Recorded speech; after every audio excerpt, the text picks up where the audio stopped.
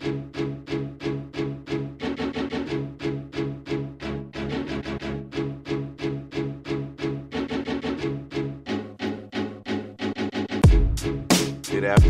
afternoon, and welcome to the 800 Credit Score Man Show.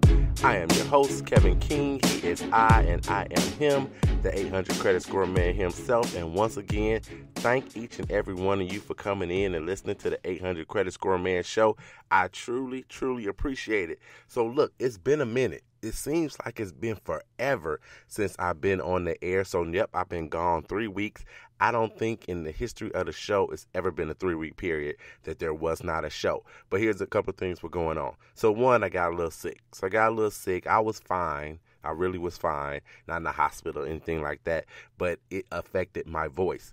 And if anything, I try to bring you guys some quality when it comes to it. And I was sounding like Kermit the Frog. So I didn't want to come on air like that. And then one of those days, I was just extra busy. And why was I extra busy? Because I was at graduation. So of my 3 sons, the treacherous trio, Kobe, you've heard his name 100,000 times.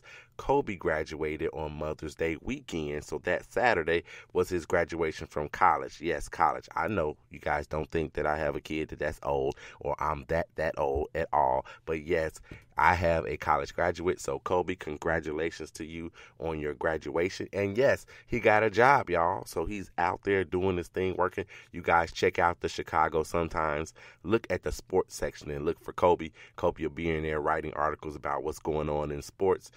Some of it's regional, some of it might be national and what have you. Might be basketball, might be college softball or whatever it is, but Kobe's in the Chicago Sun-Times doing his thing. This is his first full week and he's written 5 articles already. So go check out the Chicago Sun-Times, subscribe to the Chicago Sun-Times, check out and support Kobe. So that's why I was gone, but I'm back. My voice kind of got back together earlier this week, maybe Tuesday. It actually kind of came back. So hopefully I don't sound like Kermit the Frog anymore. So we're back, and hey, welcome back to the 800 Credit Score Man Show.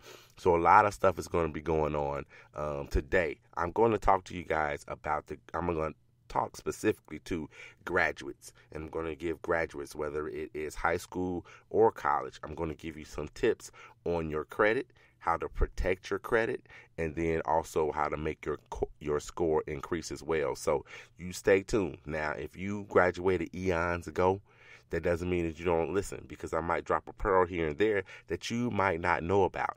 And you need to listen so you can tell those graduates in your life, you're going to those open houses and all of those things, you can tell those graduates that are in your life about some of the tips when it comes to protecting them.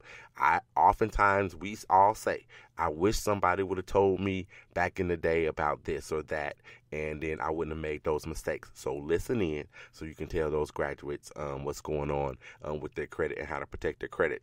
In addition to doing that, a great graduation gift, no matter if it's high school or if it's from college, a great graduation gift would be 5 Pillars of Credit.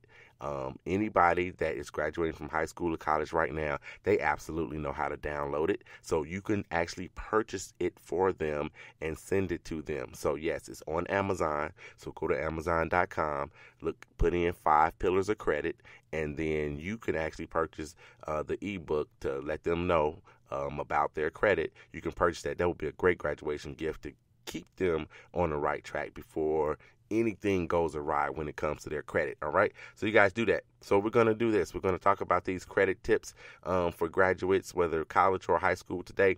And since I missed 3 weeks, I have like 1,000 shout outs. I'm not going to kill you guys with the shout outs today, but there's some that I had to do. And Kobe absolutely was one of them.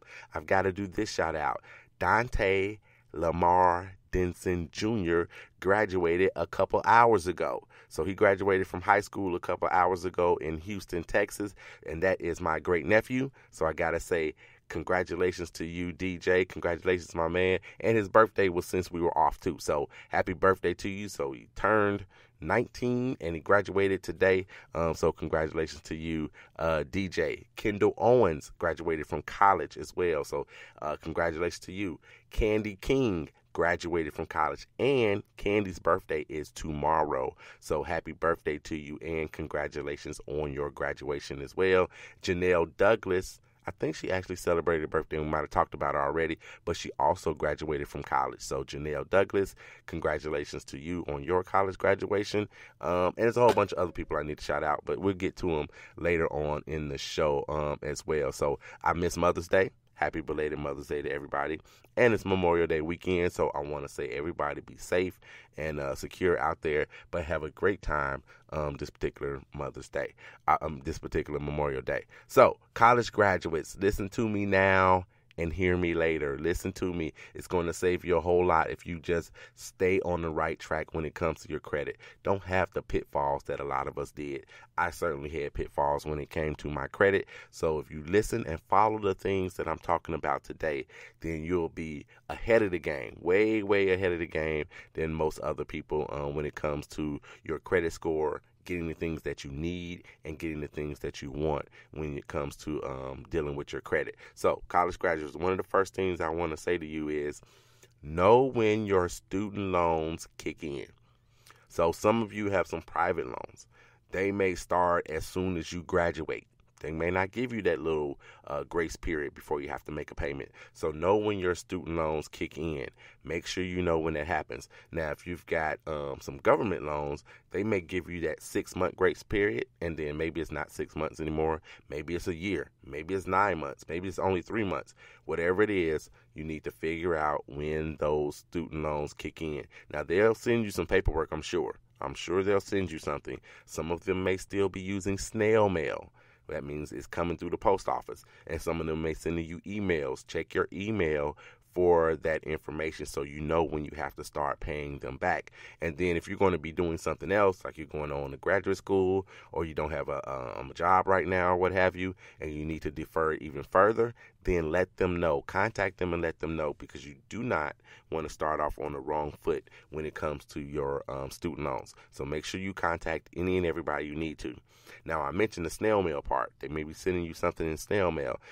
I was going to mention this later on in the show, but since we're talking about it right now, make sure that if you're moving from, you lived on campus or off campus in whatever city it is, you're moving across the country for a job, you're moving back home to where you're from, or whatever it is, make sure that you do a forward with the post office to make sure that any mail that comes to your old address, it gets forwarded to your new address, so you won't miss any of those bills. So not only, the student loan things, but you may have other bills that are coming to your place.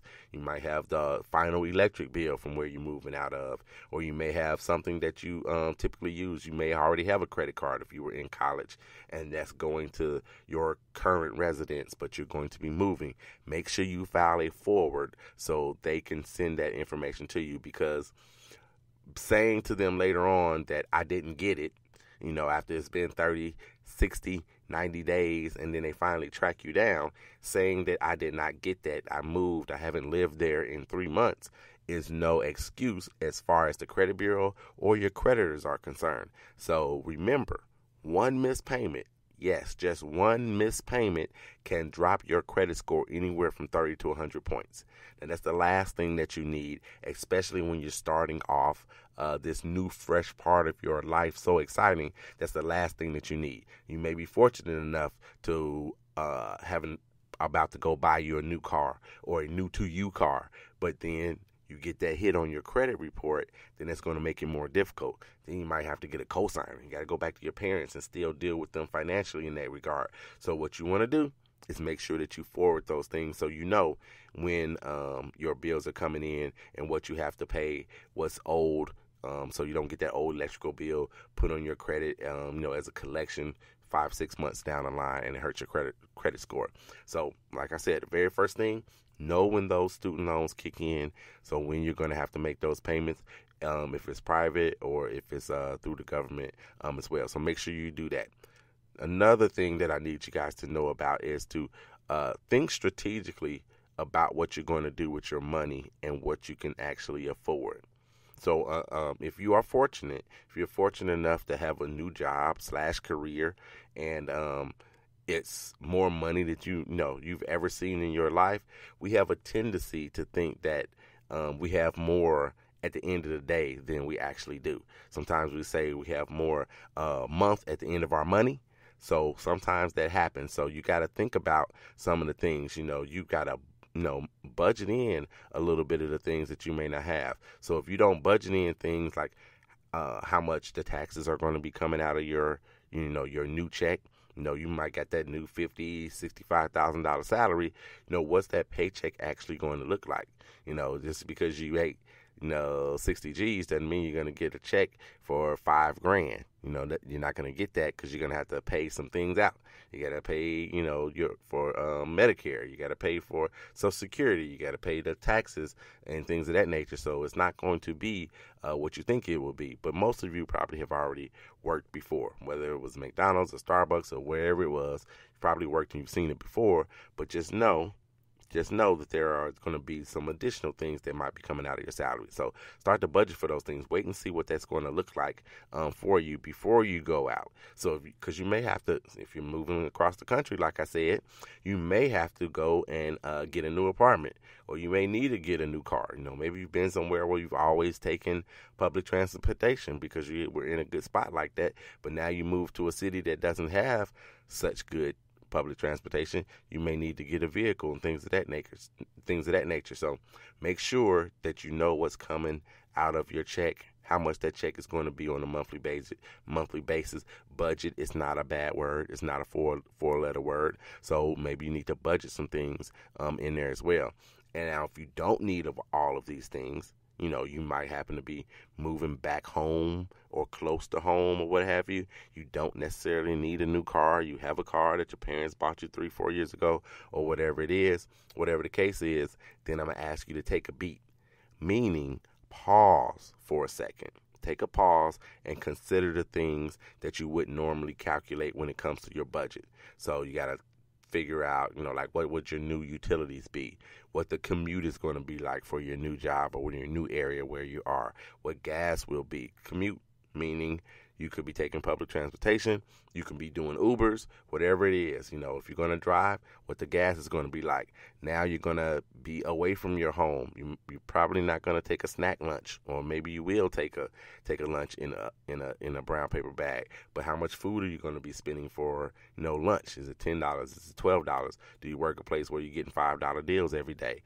Clothing and things of that nature. So take all of those things into account. Not every place, and I'm going to say this again later on in the broadcast, not every place has the same type of clothing. So you might not wear a suit to work every day. You might wear scrubs to work or whatever it is, but make sure that you take those things into consideration when you're thinking about what your money is going to be like. So make sure you do that. Doing these things, budgeting and saving if you can at all, those things will help you with your credit in the long run because you'll have the money to go ahead and pay whatever bills that you have. You'll have that money. You'll be more responsible to be able to make those payments, keep those payments up to date, and that'll save you and help increase your credit scores in there. All right. Here's another tip that I want to tell you. Not necessarily all the way credit related, but you need to think about this too. So talk to your parents. Talk to whoever has been your benefactor, whoever you've been leaning on financially or what have you. Talk to them about what kind of financial help they're willing to offer you during your transition time. So even if you do have that new $65,000 job, $100,000 job, $25,000 job, whatever it is, there is a period of transition. Like you don't start on day one and get a paycheck. You got 2 weeks. Some places they might hold it for 3 weeks or whatever it is before you get paid. So your benefactor, if you will, your parents may not even be thinking about that because they've been waiting. They've been waiting for you to get out of their pockets, right? So they may not even be thinking about that, and they may not be offering up the same kind of funds that they have in the past. So speak to them. Talk to them about what they may be willing to do during your transition. Prior to you thinking about that, then prior to you talking to them about that, you need to think about it. So think about what you actually need, what you actually might need from them, and then go to them in that regard. So don't assume that they'll continue to pay your car insurance. Maybe they won't. Maybe they're done with that. Or they won't continue to get your hair done for you and your nails and anything else that they have maybe typically paid for. Make sure you talk to them about that. Make sure you guys are on the same page.